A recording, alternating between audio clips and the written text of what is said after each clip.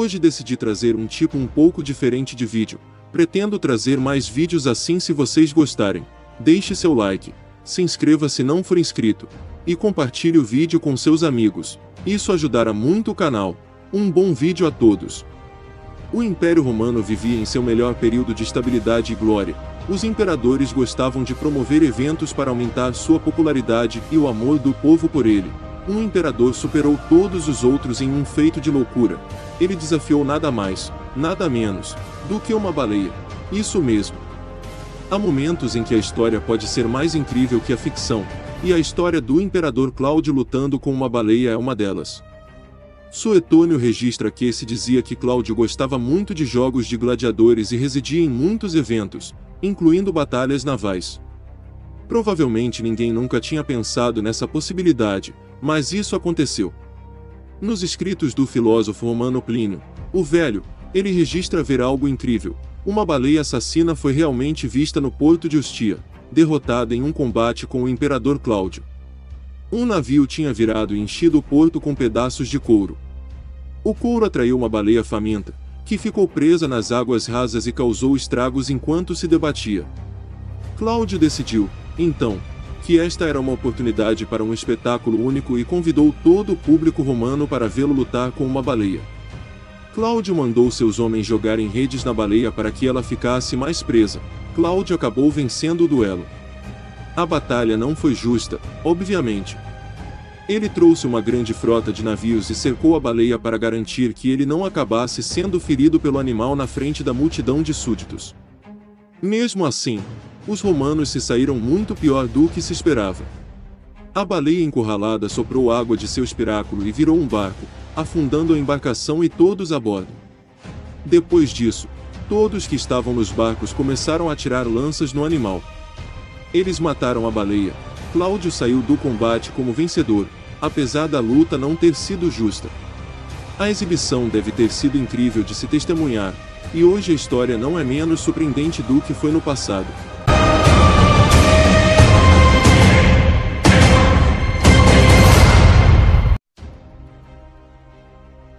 Existe uma lenda bastante conhecida de que o imperador Calígula declarou guerra ao deus Netuno e lutou contra o mar.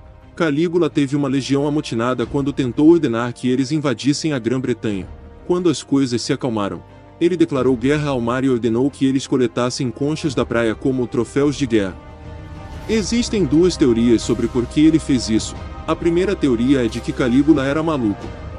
Essa teoria é usada para explicar qualquer comportamento atribuído a ele por boas fontes ou por seus inimigos. A segunda teoria é que Calígula era um político brilhante e implacável, e depois que suas legiões se esquivaram de uma invasão para humilhá-las, ele ordenou que coletassem conchas de uma praia como um bando de crianças, já que essa era toda a vitória que esses homens poderiam reivindicar para si mesmo de qualquer maneira.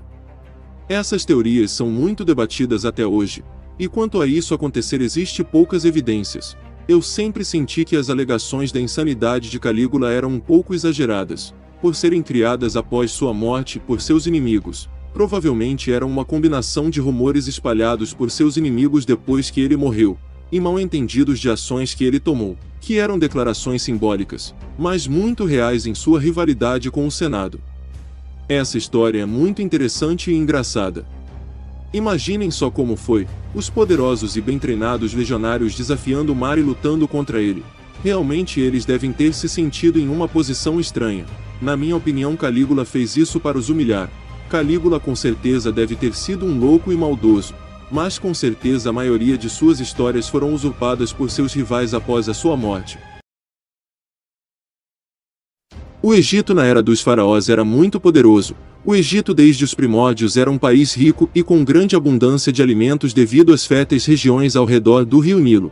Isso atraiu vários inimigos para os egípcios. Um desses inimigos foi o Império Persa, que queria tomar as riquezas do Egito para si.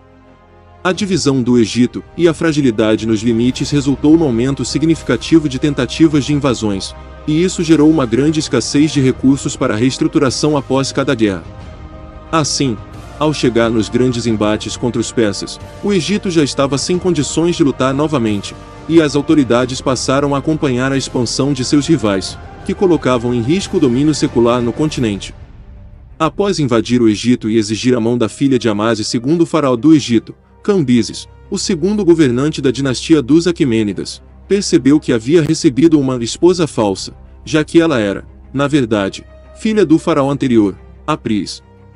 Ofendido, o líder persa mobilizou suas tropas para um ataque frontal aos traidores, e não hesitaria de forma alguma em atacar uma nação já fragilizada pela crise. Cambises contou com o apoio do rei árabe, inimigo histórico de Amasis, durante a movimentação das tropas, garantindo uma grande oferta de água para as estações e passagem segura pelo deserto de Gaza.